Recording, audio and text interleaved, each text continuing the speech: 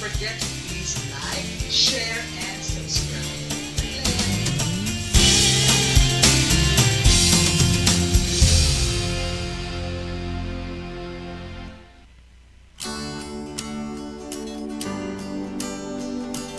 Pagdating sa kalusugan, yan ang ating prioridad.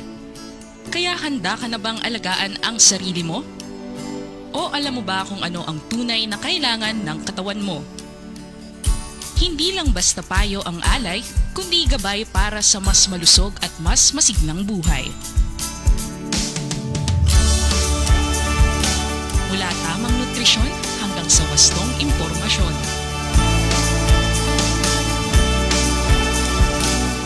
Dahil ang kalusugan ay kayamanan at ang kaalaman ay kapangyarihan.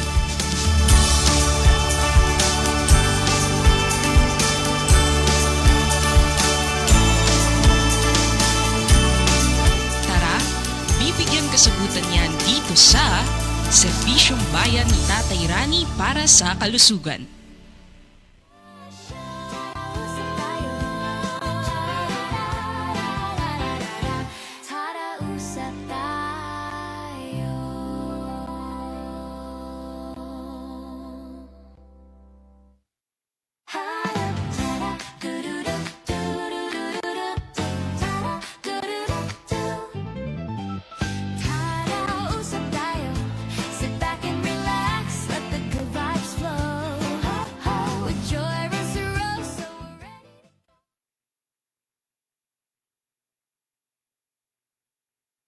I'd like to pass on our warmest congratulations and best wishes to Tara, Usap Tayo for the launch of yet another insightful program.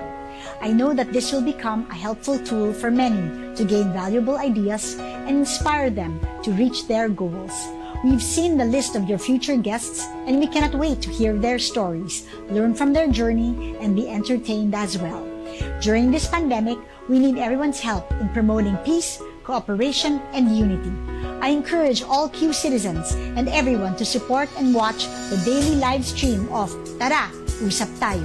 This is Mayor Joy Belmonte. Let's get the show on.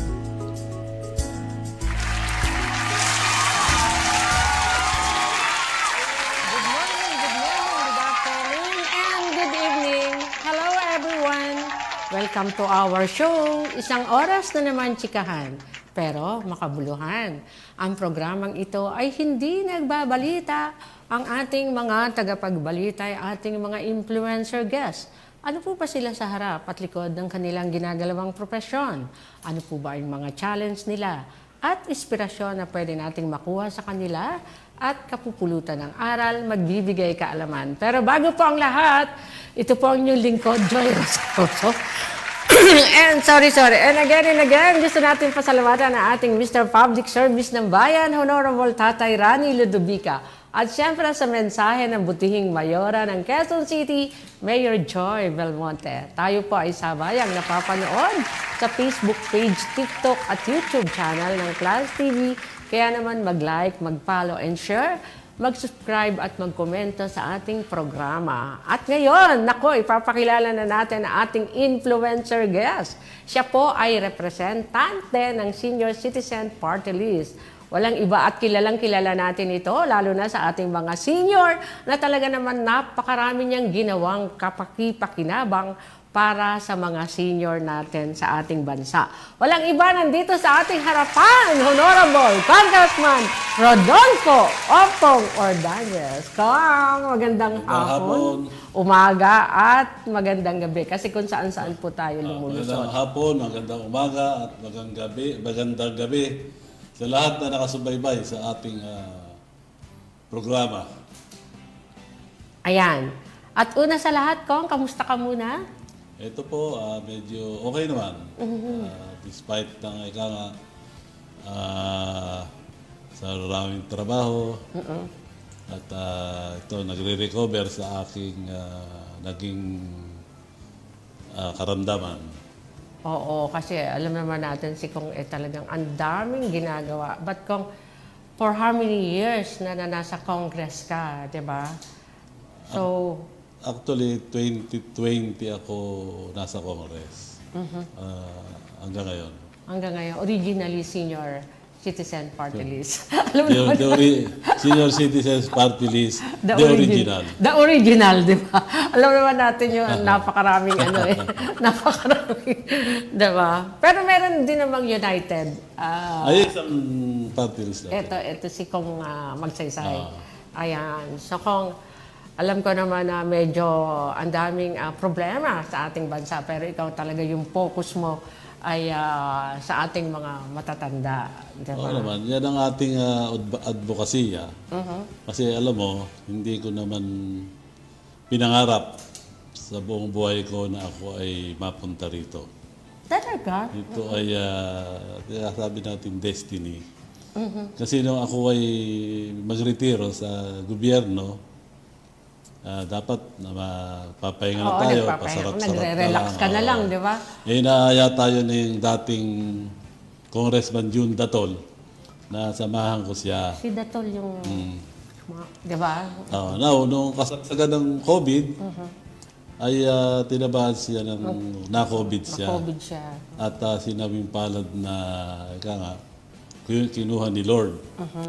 Kaya ko nasabing destiny ito dahil wala man akong kaplano-plano na pumasok sa politika, ako ay nandito ngayon at nagsisilbi sa ating mga senior citizens. Ayun, yun ang talaga. Doon pumapasok yung destiny na sinabing, hindi naman aksidente pero parang gano'n na rin. Pero alam niyo si Kong Ompong, matagal ko na po itong kilala. Talagang napakandaming gusto niyang gawin pagdating sa matatanda. But anyway, ko, alam mo, na-excite ako nung nakita kita ulit eh. Nagulat ka ako. Ikaw pala yung... Ikaw pala yung paslupa. Ikaw pala yung makikita ko ngayong araw na to. Hindi mo ako nakilala doon sa picture nung pinadala sa'yo. Sabi mo. Actually, nasabihan lang ako ng ating kaibigan na kung pwede tayong mag-guest dito sa Plus TV. Oo. Not knowing, ikaw pala yung makikita ko rito. Kaya, destiny pa rin, nagkita tayo muli. Diba? Talagang magkikita tayo. At saka alam nyo, si Kong maraming programa to. Nagpo-programa to sa DWIC. So speaking of DWIC, taus-puso po tayong nakikiramay kay Boss Edgar. Ayan. Ako nga mamaya baka nasa Heritage or mamaya bukas ng gabi. At ako yung nakikiramay din sa pamilya, sa mga naiwanan niyang mga kaibigan na lubos na nagmamahal sa kanya. Napakarami. At napakarami niya kasi natulungan. Isa ikaw doon. Oo.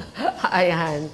But anyway, yan, Kong. Ito, umpisa na natin. So, meron lang akong mga tanong. Kong, kasi siyempre sabi nga natin kung sa mga kapaki-pakinabang na unahin ko muna ito, Kong. May tanong lang ako. Okay na ba, Direk? Okay na ako? Ayan, kasi medyo... Wala. Ano? Sige. Sige lang? Okay lang. Ayan, sabi nga, ayan. So sabi ko, may una lang akong tanong sa'yo dito. Sabi niya, ano ba ang pangunahing layunin mo ng Republic Act 12120? Ito yung Philippine Natural Gas Industry Development Act na ipinasa noong Enero 8. February 24. Nung tayo mag-privilege speech. Dahil sa inilahad natin doon, sa ating privilege speech, ang mga patuloy na problemang ating natatanggap mula sa ating mga senior citizens hinggil sa kalagayan o access sa dekalidad na serbisyong pangkalusugan sa bansa. Ang mga reklamong ito ay nagpapakita ng ilang gaps sa implementasyon ng mga umiiral na polisiya sa healthcare system natin. Particular na yung mga proteksyon para sa ating mga senior citizens na kadalasang mas sensitibo sa mga pagkaantala sa paggamot at yung mga hindi inaasahang mga gastusin. Una,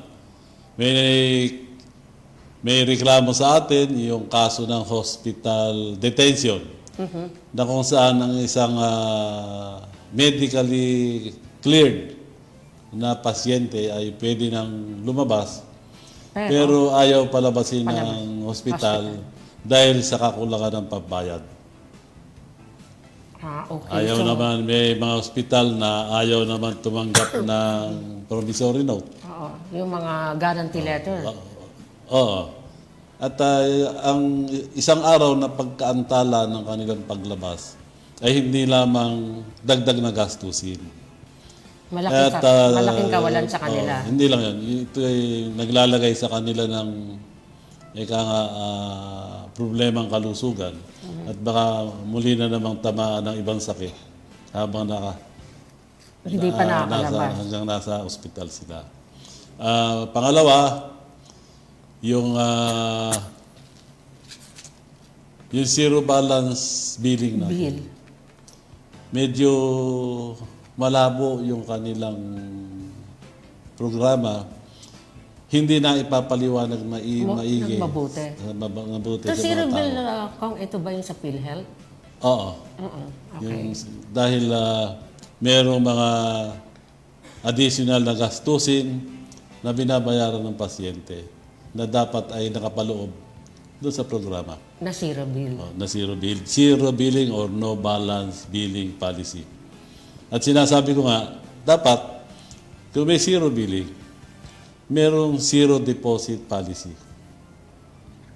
Ibig sabihin ko, zero deposit policy, it's Hindi na kailangan i-require nila na mag-deposit. Oo. Kasi meron isang hospital, government hospital, ayaw tanggapin yung pasyente dahil kailangan mag-deposit.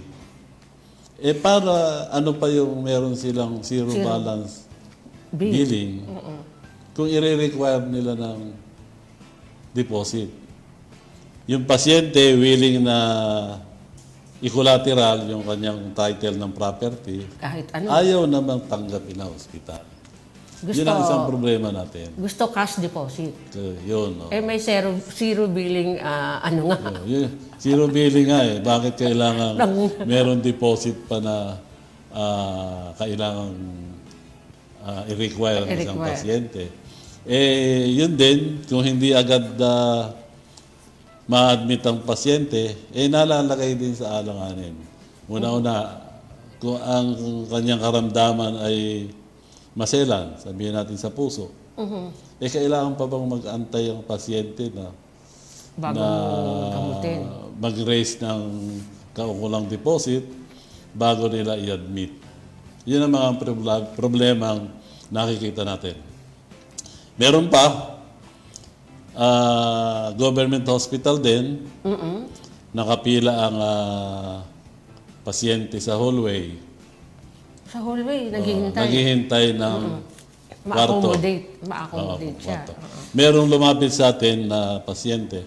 2 araw na siya nakapila sa Sa emergency may room. hallway. Sa hallway, di ba? Nung makarating sa atin, naghingi ng tulong, tayo naman ay napagbigyan ng hospital na ipasok sa kwarto. Alam mo, itong pasyente kailangan i-ICU.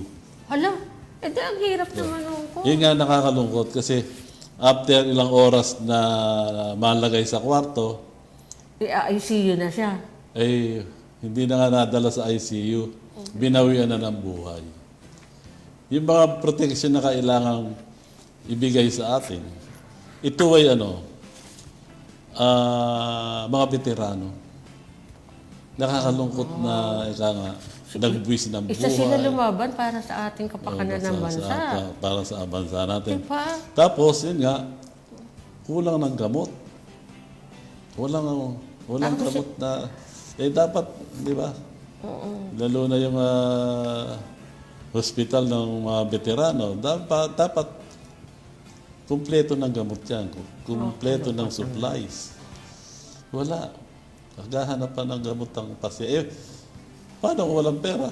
Dapat nga kung yung mga veterano natin, sila na itong medyo binibigyan talaga natin ng di ba? Ano ba yan? Okay. Medyo direct. Lang itong Ayan, itong. So yan Kong, nasa na tayo doon sa pinag-uusapan na natin na zero billing na Yun nga, nililinaw natin. Ako ay nililinaw natin yung, ika nga, ano ba tong zero balance billing na to? Ito ba ay pampapogi lamang? Or propaganda. O parang ganon? Oo. Kasi nalilito ang tao. Isa pang problema, yung nabanggit mo kanina, yung guarantee letter. Meron mga hospital, yung pagdating sa pharmacy, kahit hindi nakareseta sa pasyente, Kakarga doon. dinadagdagan nila. Ha?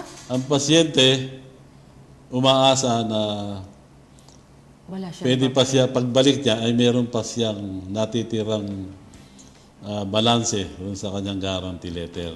Para panggamot. Oo, pambili ng gamot. Nang siya'y bumalik, wala ng pondo. Dahil ikinarga ng pharmacy doon sa guarantee letter. At tayo naniniwala na itong kinukuha nila to na gamot, kinakarga sa guarantee letter, tayo naniniwala na ito ay ibinebenta sa ibang pasyente na may katulad na karamdaman. At tayo naniniwala na hindi lang sa NKTI nangyayari yan. Sigurado ako lahat ng hospital. At matagal na nilang ginagawa. Kung pasintabi na, nagkaroon ba tayo ng mga pag-iimbestiga dito? Kasi Kasama yan doon sa aking resolution. Nag-privilege ako, speech ako, nag-file ako ng resolution in aid of legislation para nga maimbestigahan itong mga anomalya na to. Mga anomalya. Oo. Kasi para namang ang nakakalungkot ko, kaya ako medyo nabagabag, may sakit na yung ating mga kababayan, napapagsamantalahan pa. At saka sila nanghihingi ng guarantee letter. Dahil walang-wala Ay walang-wala sila. Yan ay pagtulong sa kanilang pangangailangan medikal. Tapos sasamantalahin itong mga tauhan ng ospital na to, sasamantalahin yung guarantee letter, ay nakakalungkot. Kaya ano eh. So kung nagpasa ka ng resolution dito, so saan na po tumatakbo itong usapin na to? Hindi pa ina-assign ng Committee and Rules kung saan committee ilalagay, pero nakakasiguro ko sa Committee on Health. Kasi sila yung may hawak. So sila yung authorized custody nila na sila mismo yung mag-imbestiga dito dahil At sila rin gagawa ng Paraan. kung kinakailangang maggawa ng batas, ay ang Committee on Health din ang So ikaw Kong, bilang ikaw ay nandyan, ikaw lang talaga yung nagbabantay at nagbubukas. Diba? Kasi kung walang magsasalita, sino naman po ang... Actually, hindi naman ako lang. Kaya nagkataon siguro na ang ating advokasya ay para sa senior citizens. Kasi ang apektado rito sa mga usaping medical, ay yung ating ika nga sektor. Ang ating matatanda. Oo. Yun ang ano. Okay. With that, Kong, sana babantayan namin yan.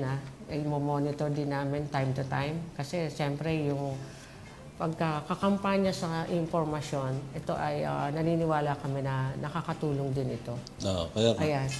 Kung sabi niya, maaari po bang ipaliwanag kung bakit mahalaga ang zero balance billing o balance billing policy para sa senior citizens? Oo, kasi nga, dapat maganda yung layunin nito, ang protektahan ang mga senior citizens.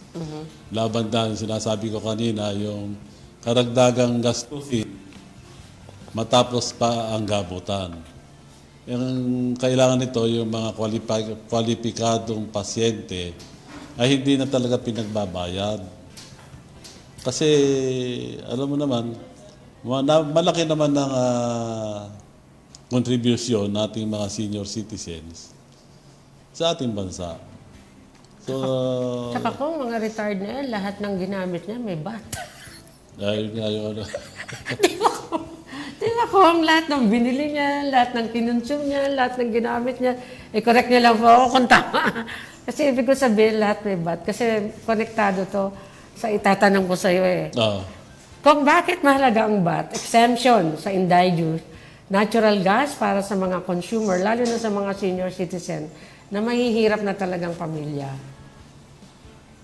Yun sa, kailangan yan kasi malaking tulong sa ating mga senior citizens. Yung natural gas na sinasabi mo ba yun? Oo.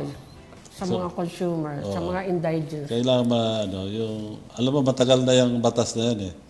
Na hindi lang, binibigay ng gobyerno sa atin. Nagkaroon na rin ako ng panawagan dyan.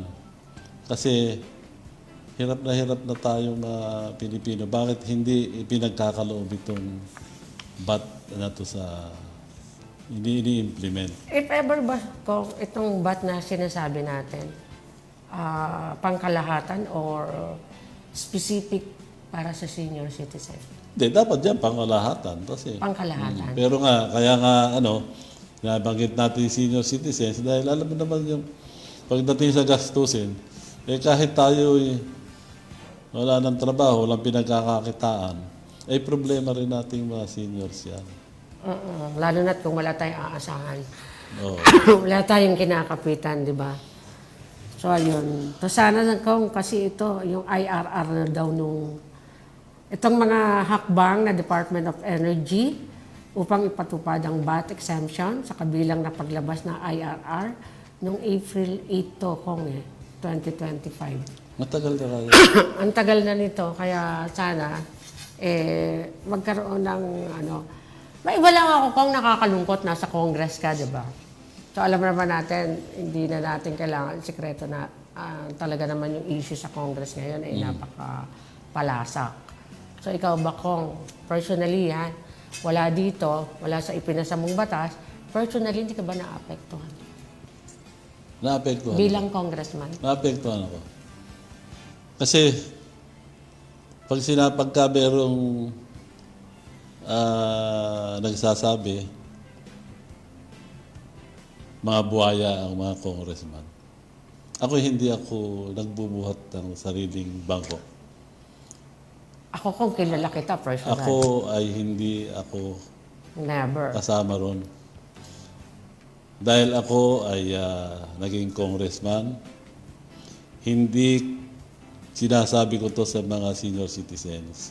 Kung sila ay nakakasalamuha ko sa yung mga meeting, pagpupulong. Nakakasalamuha mo sila. Sinasabi ko sa kanila, ako po ay nandito hindi para maghanap buhay. Kasi tapos na po akong maghanap buhay sa pamilya Sa ko. gobyerno ka pa noon. Sa pamilya ko. At ang mga anak ko naman ay may sarili ng buhay. Yan sinasabi ko sa kanila. Kaya ako nasasaktan dahil pag sinabi lalo sa social media, mga buhayang mga congressman. Siyempre, pag sinabi mong mga congressman, Mga kasi kasama yun, ko. lahat. Diba? Oo. Pero hindi naman lahat kasi mangilan-ngilan din. na hindi ang nangyari din. parang yung kamatis Na bulok. nasama ron sa bulok. Oo. Kaya nabubulok din siya. Nabubulok din yan. Pero ako po, nakahanda akong tumingin sa tao, mata sa mata. Malinis ang konsyensya ko, wala akong blood control. At nakakalungkot, meron lumabas sa social media, sa mga lahat ng party list, ako raw ay pang-apat. Nakakuha ko ng pondo na 5.54 billion. May lumabas na gano'n? May lumabas. Tapos ko. Ngayon, sabi ko nga, kung meron ako niyan, abay punong-puno na ng senior citizens building ang buong Pilipinas. Kasi ang project ko, magpatayo ng mga senior citizens building sa buong Pilipinas para may sariling tahanan ang mga seniors. Kung saan pwede sila magpulong, mag-meeting, kung mayroong birthday, doon nila gawin. Kung mag-zumba, pwede doon nila gawin. Pero yung sinasabing meron akong 5.54 billion na napunta sa akin, ay kaharap ko yung nandyan po ang Panginoon. Wala pong katotohanan. Eto po, this is your right time to explain sa ating mga kababayan na hindi totoo talaga yung binibintang nila. Hindi talaga totoo yung binintang sa akin. Kasi ako personally, matagal ko na pong kilala At ito po dininay ko na rin to, nagbigay na rin ako ng statement na yun ay walang katotohanan. Unang-una, hindi po ako na malakas sa Committee on Appropriations para makahingi ng kanyang kalaking pondo. At walang malaking politiko na aking kinakapitan. Ako po ay para sa senior citizens lamang. Yun po, wala akong interes na magkamal ng pera sa pagiging congressman ko. I believe naman kong kasi kilala po talaga kita. So, eto may tanong naman siya dito bago ay, sandali lang, 1:30 na pala, no? Sandali lang ko nga, para Okay lang. ipapahinga lang kita at ako ay magbe-break lang sandali. Ayan. Ang oras, 1:30 ng hapon at hatid sa atin ng PAGCOR. Muling maghahatid ng saya ang Philippine Amusement and Gaming Corporation o PAGCOR sa pagbabalik ng inaabangan na 1K for 2 million nationwide Link Bingo event sa March 29. Pangungunahan ng Casino Filipino Angeles ang nasabing bingo event at sabay itong lalaruin ng mga Casino Filipino branches sa Bacolod, sa Cebu, sa Puente, Gran Regal, Ilocos Norte, Iloilo, Mactan, Olongapo at Tagaytay. Hanggang sa 2 milyong pisong jackpot prize ang naghihintay sa ika-10 at huling laro. Lamang sa 100,000 piso naman ang papremyo sa bawat isa sa unang 9 na laro. Sa halagang 1,000 piso, kada ticket makakatanggap ang mga kalahok ng 4 na bingo card bawat laro at valid ito sa 10 kapanapanabik na round. Ang Link Bingo Series ay bahagi ng layunin ng PAGCOR na makapaghatid saya sa responsableng gaming experience ng mga bingo enthusiasts. Para sa karagdagang detalye, maaaring tumawag sa 0906-574-1935 o 0927-804-0304 or sa 0917-843-0970. Maaari ring bisitahin ang www.casinofilipino.ph o i-follow ang official casino page Facebook para sa mga update. Behind every champion are kids who love to play. Now capture those moments. Join the PAGCOR Photography Contest 2026, Kids at Play. Shoot your story in conventional, mobile, or drone categories. Submission of entries are open until June 30th, 2026. For more info, scan the QR code or visit www.pagcor.ph/photocon 2026. Juan Meralco humakot ng 20 parangal sa 61st Anvil Awards. Kinilalang muli ang Manila Electric Company o Meralco bilang isa sa pinakamahuhusay na kumpanya pagdating sa larangan ng komunikasyon matapos umani ng 20 na parangal sa katatapos lamang na 61st Anvil Awards. Dahil ito sa natatanging public relation program at tool na naisagawa ng Meralco at mga subsidiary nito para sa kanilang mga stakeholder. Ayon kay Meralco Head of Corporate Communications, Joe Saldriaga, patuloy na tinutupad ng Meralco ang pangako nitong maghatid ng abot-kaya, ligtas at maaasahang serbisyo ng kuryente. Sinisiguro din ng kumpanya at mga subsidiary nito na makinabang ang mas marami pang Pilipino sa kanilang mga inisyatiba. Ang Anvil Awards ay tinaguriang Oscar of Public Relations, ang taunang inoorganisa ng Public Relations Society of the Philippines upang bigyan ng pagkilala ang mga natatanging programa at inisyatibo ng mga kumpanya at pampublikong sektor sa bansa.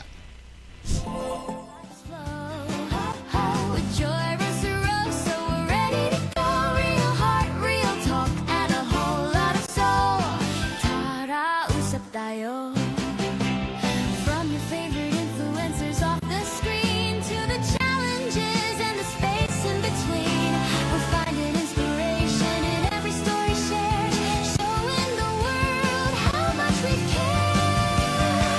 ako, bata-bata ko rin.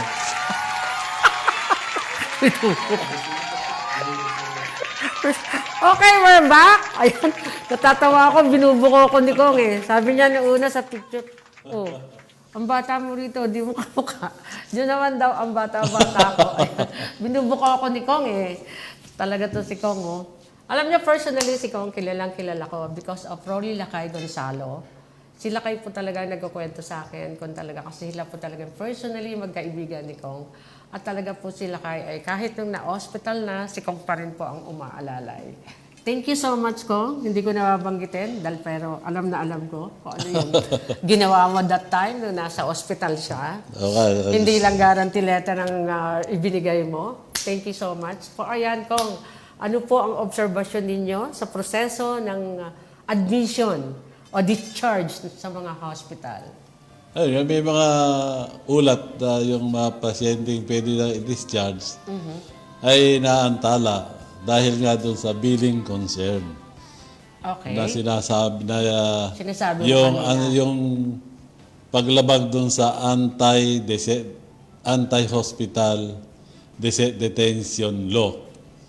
Ito ay itong batas na to ay nagtatakda na ang pasyenteng medically cleared na ay dapat i-release na. I-release na. Oo. Kasi nga, hindi naman binanggit ko kanina, bukod sa gastusing habang tumatagal ang pasyente, Yung burden talaga sa yung kanila. yung kalagayan niya na nagbibigay ng delikado sa pasyente dahil ang maraming sakit na nakukuha sa ospital. Ayan, Kong, nag-chat dito sa akin personally. Si Alvin Fidelson, yung PIO ng post office. Kamusta ka raw? Personal pa nag-chat dito sa anak. Alam mo naman, marami Ayan. tayo mga kaibigan. Andito si Kong, ayan. So, Kong, so tuloy-tuloy lang. And Kong, yung pong issue sa guarantee letter o GL, assistant program, ito ba ay, kunyari is may hospital, alam naman natin yung iba hindi tumatanggap, yung iba tumatanggap, pero meron na alam ng ibang tao na tumatanggap ito pero ayaw tanggapin. Meron po ba tayong... Actually, ganito yan. Yung ating guarantee letter, para sa mga government hospitals. Only. Not actually only. Merong mga private hospitals na meron silang MOA, Memorandum of Agreement, Yes, like yung Regalado Hospital. between the DOH and the hospital. Kaya May pala MOA yan. DOH ang tinatawag. Kaya kumisan, hindi na bibigyan ng MOA ng guarantee letter sa private hospital. Kasi wala silang MOA with DOH. DOH. Pero kung may MOA, kahit na private, tumatanggap. Tumatanggap. So, kailangan... Kung sino po yung pwedeng... kunyari, ako, private hospital ako. Ako yung director ng hospital. Director naman talaga yung nakikipag-usap dyan. So, kami po ba talaga ang makikipag-MOA sa DOH o yung DOH ang lalapit sa amin para makipag-MOA? Siguro both parties Both parties na concern. Kasi dapat siyempre hindi ng DOH kung gusto ng Itong hospital ng na to. hospital na Magkaroon sila magkaroon ng- ng MOA. Pwede naman. Ang nangyayari lang kasi yung ibang hospital kung minsan tinitigil nila yung MOA dahil sa question na hindi sila nababayaran. Kaya...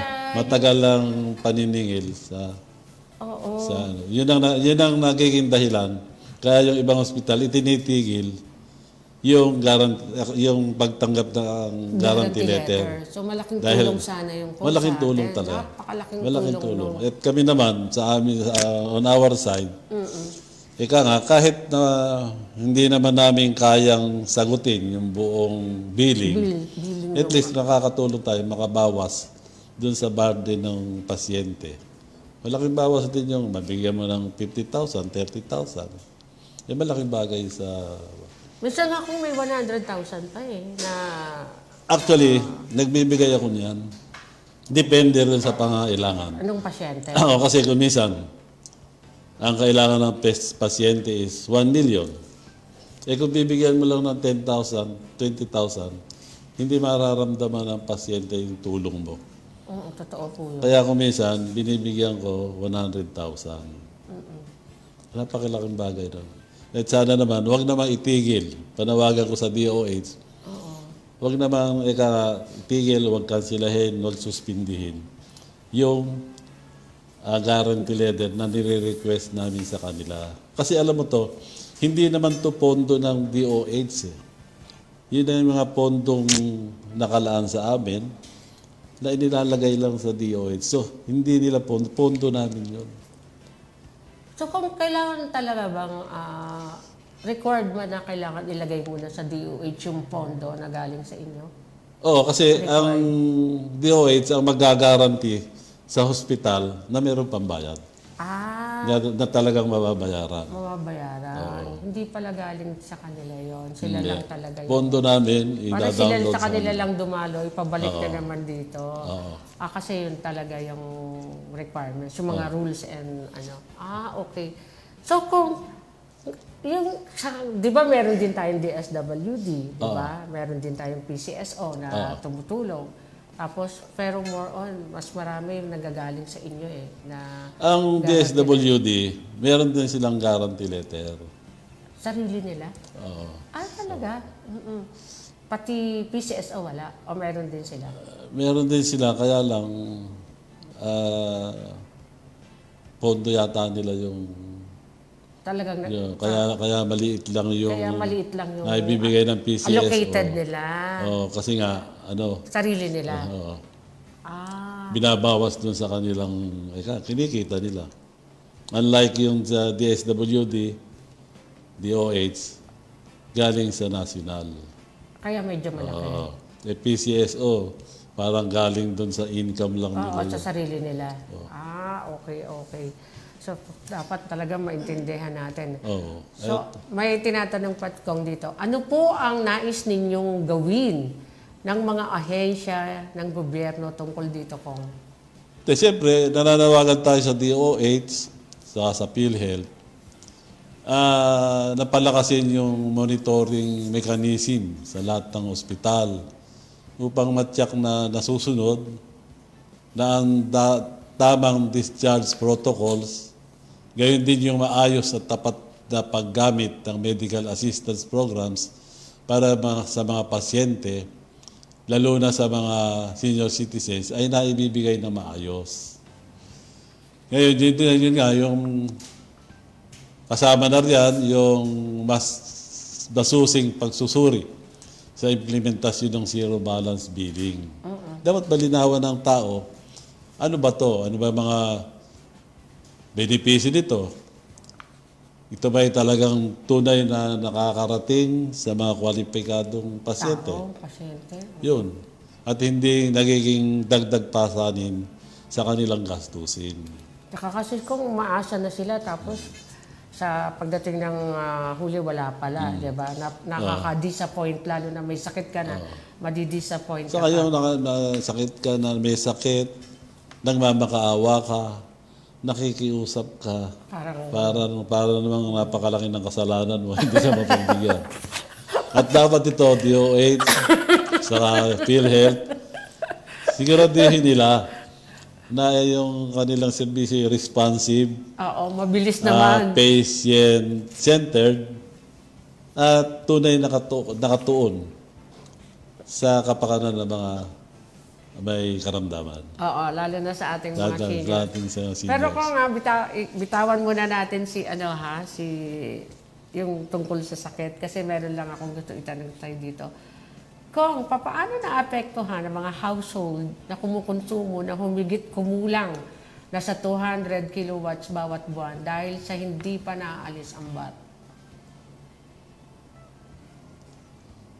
Well, meron tayong ang lahat ng senior citizens, yung registered consumers.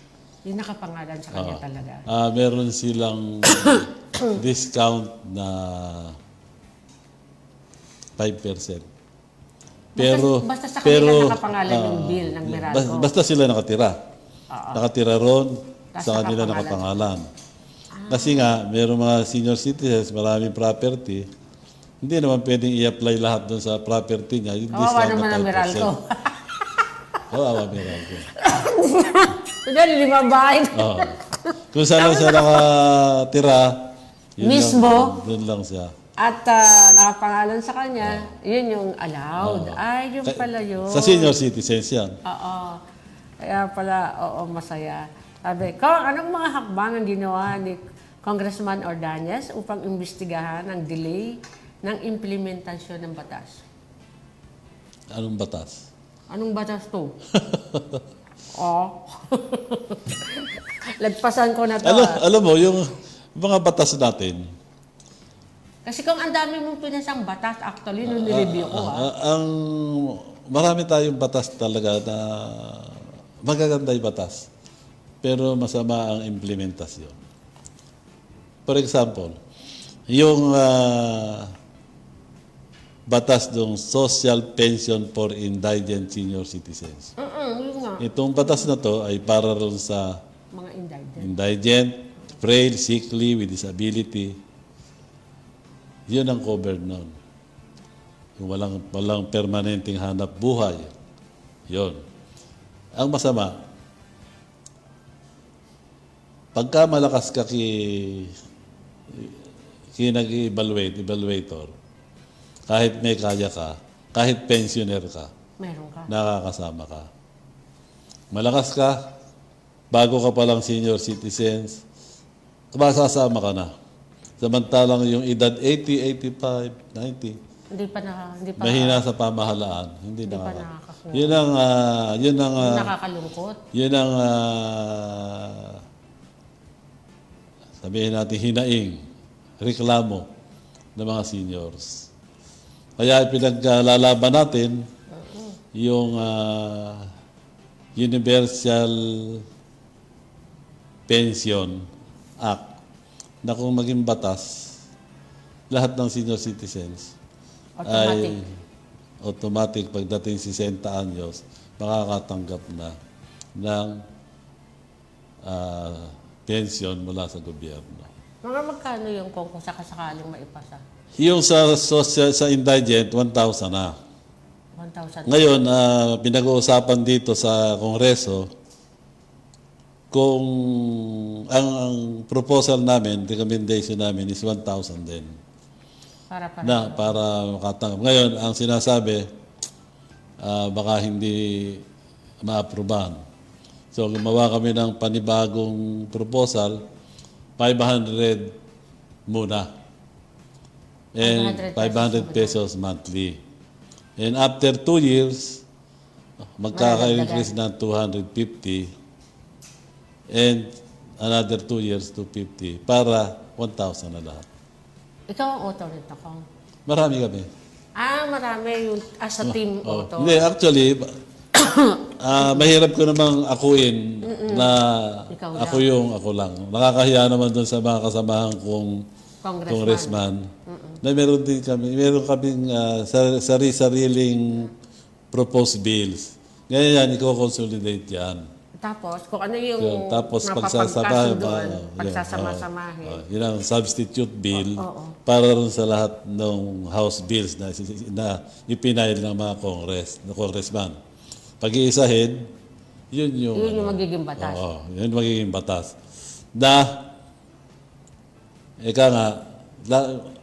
Hindi ko inaako na ako yung principal author. Isa ako sa principal author. Isa sa principal author. Maraming principal author. Okay. Pero kung dun, about sa ating mga matatanda, ano yung may mga batas kang ginawa, di ba? Ito, yung iba nito, ikaw na ang author nito. Actually,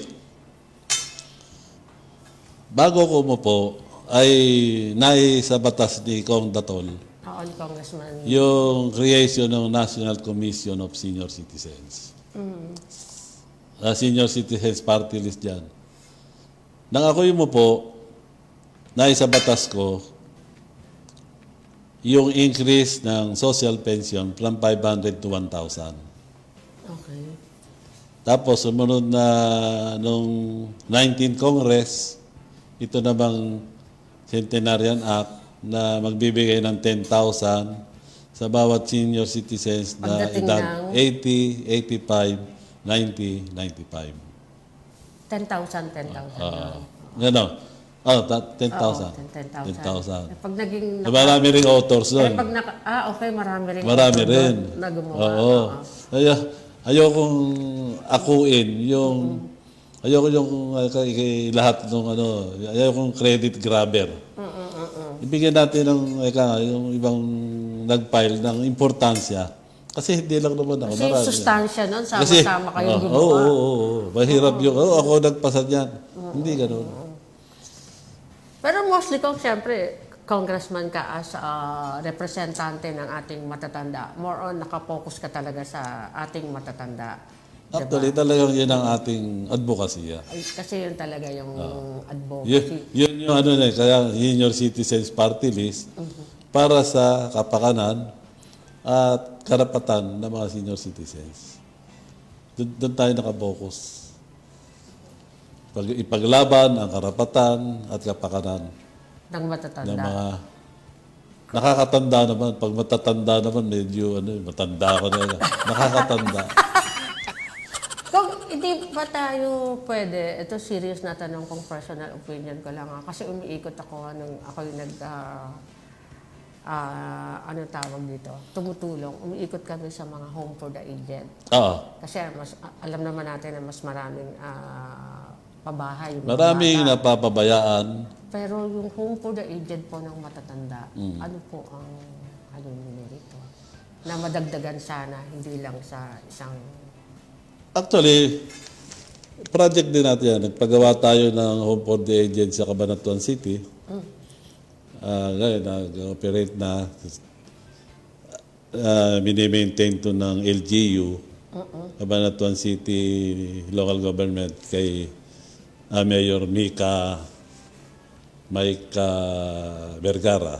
Saan po sa Cabanatuan? Sa city. Sa city mismo? Sa city. Okay, kasi tumira ako doon eh. Doon sa city, parang, ano ba yan? Kalikid. Yung Papuntang Bungabon. Bungabon na Lucia na. Papunta rin. Meron isa tayong pinagawa sa Kalape, Bohol. Meron isa, ongoing construction ngayon sa So ito pa ongoing itong ito, isa. Lagindingan, Misamis Oriental. Yun. Paano yun kung pag kunyari nasa home for the aged sila, so ang magmamanage nito, LGU? Yung sa Cabanatuan, LGU. Pero Yung sa Lagindingan, LGU rin. Kasi meron na kaming agreement ng LGU na sila mag-maintain. Kasi madali magpagawa eh. Yung maintenance ng building, saka siyempre yung mga tao. Mga tao, kasi yung matatandang ilalagay doon, di ba? Ang inaayos ko ngayon, yung sa Bohol, nakikipag-coordinate ako sa DSWD para kasi sila na mag-maintain ito. DSWD na. So yun lang ang ano ka lang ng ano para lagay ka lagay. Kung hindi kasali to, may itatanong lang ako sa'yo. Ano masasabi mo ngayon sa crisis natin sa gasolina? Alam ko naman ako sa... Pero di ba, Hindi, alam mo kasi, ang problema sa ating bansa, sa ating mga politiko, sabi na politiko, masyadong nakakapit sa politika. Hindi tayo nagtutulungan eh. Nawawala yung unity. Wala na yung Unity. parang Kanya-kanya hindi natin alam KKB. kung saan papunta ang ating bayan. At ito namang itong talaga global crisis naman itong nangyayari sa atin sa gasolina. Wala tayo talagang magagawa riyan. Ang kinatatakot ko lang, yung walang gasolina, nagkaroon ng shortage ng pagkain. Kasi yung iba, baka hindi na kayang bilhin. Baka magkaroon Sobrang tayo taas ng ng presyo. magkagulo. Yun nakakatakot doon. Kasi kung ikaw nagugutom, gagawa ka ng paraan, magnanakaw ka na. Yun nga walang ganito, merong nagnanakaw na. Yung time na sa ibang bansa, ginigiba na yung mga store, di ba? Oo. Ang mahirap dyan, yung wala na makain. Binabasag Yung mga may kaya, baka pasukin na ng mga mahihirap. Yun sa akin lang yun. Pero kung ganitong patuloy yung ating crisis, baka dumating tayo sa puntong gano'n. Tapos yung iba naman, sasabihin, alam mo naman, kasalanan daw ni BBM.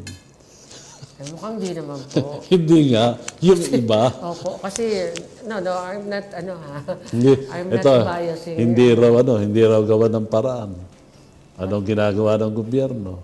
Yung ganong mga, Senaryo. parang nagpapainit pa rin sa sitwasyon, nagpapainit sa tao na magalit sa gobyerno.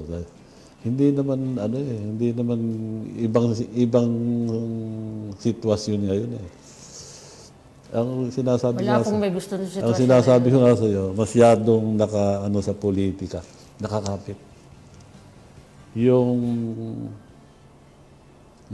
parang yung naiintindihan, ayaw na maintindihan. Intindihin. Yan ang problema sa atin. Parang nakapokus na lang sila ron sa isang tao. Si Duterte, sabi na nga ni Duterte, wala na silang katwiran basta sinabi kay Duterte sila. Dapat isipin nila, tama ba itong nangyari na to? Ako wala akong kinakampihan. Pero parang hindi na tama yung ibang tao. Kamukha nitong hindi na natapos itong flood control na to. Hindi natin malaman kung totoo na ba yung ginagawa nila. Kung totoo na bang natapos na yung investigasyon. Investigasyon. Kita mo, sa Senado, merong senador na sinasabing kasama.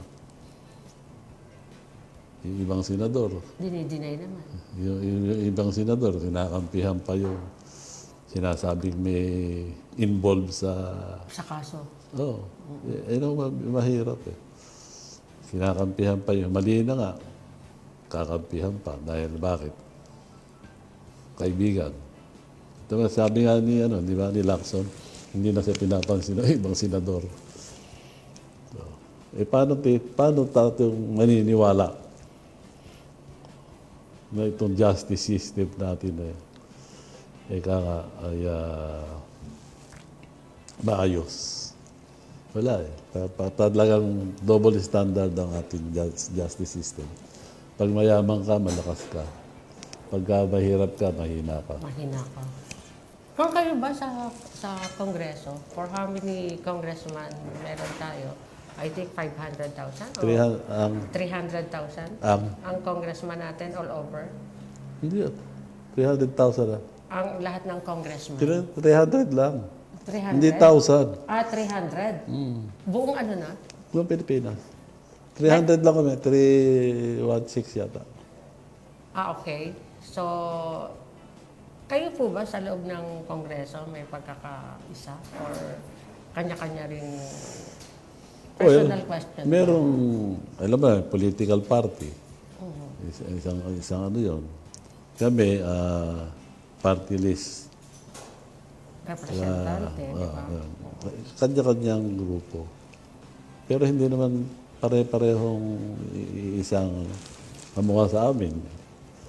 Sa party list, hindi naman lahat kami nagkakaisa. May kanya-kanya rin na ano. Kasi ang dami rin party list, di ba po? Yun nga yung sinasabi ko. Saka kung nagulat ka, meron palang swerte party list. Ako nga yun ang sinasabi ko. Ayusin yung party list system. Kasi nakakalungkot. Halos party list ngayon, mayayamang kontraktor, pag-aari ng malalaking politiko. Sabi mo, party swerte. Bakit po ba swerte? Agimat. Ano Yun ba? nga po yung tinatanong ko, bakit may swerte?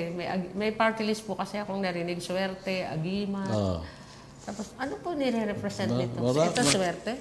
Ito, ano?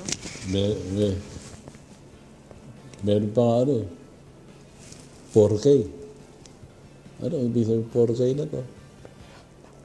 Pag-aari naman ng malaking politiko. Suarez ng, hindi Suarez, ang Suarez Alona. Yung governor ng Quezon, 4K. Ano mga nire-represent na marginal ano yan? Ano po, ang kanyang pangalan pa ng party list is 4K. 4K. Apat na K. Ayun. Ako hindi lang kumikibo sa kinakabahan sila dito sa party list system na yung iaayos daw. Yung mga kasamahan ko, usap, gano'n. Sa loob-loob ko. Ako, kahit mawala rito, wala problema sa akin. Sinasabi ko nga sa mga seniors, nung nakaraang eleksyon po, ako ay hindi namili Ng ng boto. boto. Dahil ang katwiran ko, kung ayaw nyo sa akin, so be it. Ayaw nyo ako maging congressman. Hindi po ako malulungkot dahil hindi ako nanalo dahil ayaw nyo sa akin. Pero yung pong mamili ako, bigyan ko kayo na saan ko po kukuhanin? Hindi mamumurakot ako. Dahil kamukha nito, nabulgar yung mga flood control na yan. Kaya ako, nakakatulog akong tahimik. Paano yung mga hindi mga involved? Isang araw lang, makikita mo sa dyaryo, pangalan mo. Kasama ka pala sa flood control. Di ba? Nakakahiya. At least kung, naipaliwanag mo naman at nagbigay ka naman ng statement Oo, tungkol doon. dito. So, Kong, thank you so Okay, much. okay. Kahit nag-overtime tayo Okay, ng okay. konti. Thank you, Go thank ahead. you. Baka Thank you. meron ka pang any message sa yung mga representante na ating mga ka-senior. Ayaw daw niya, makamatanda ka naman, sobra ka naman. Nakatatanda. Nakakatanda. Sa atin. Okay. Iyan na po sa ating mga senior citizens. Hindi ko po kayang mangako ng material na bagay. Ang kaya kong ipangako ay mga makabuluhang batas. Napakikinabangan naman natin forever. Para sa kakarapatan at kapakanan ng ating mga senior citizens. Magtataas ng dignidad at ng antas ng buhay ng bawat sektor na nakakatanda. Muli po, happy weekend po sa inyo lahat. Isa lang po yung sasabihin ko sa inyo, guys. Maraming salamat sa Flash TV team. Kay Tatay Rani, maraming salamat. Direct Rani, thank you. Kay Master Boo, sa ating mga OJT, sa ating mga cameraman, Aaron, Nel, thank you so much. Isa lang po yung sasabihin ko sa inyo. Kung gusto niyo pong makilala si Congressman Ompong, tignan niyo po siya sa mata at malalaman ninyo kung anong klaseng tao siya. Kasi doon niyo po talaga makikita na direct to the point niya magsalita. Pero kung yung salita niya po, marami pong politikong mambobola, pero yung salita niya po, tumatago sa kanyang mata. Maraming salamat po. Sabi nga natin, kung gusto natin makilala ang ating mga kababayan at iba-iba man sila ng kanilang mga profesyon, tara, kausapin natin sila. Bye! Thank you. Burahin mo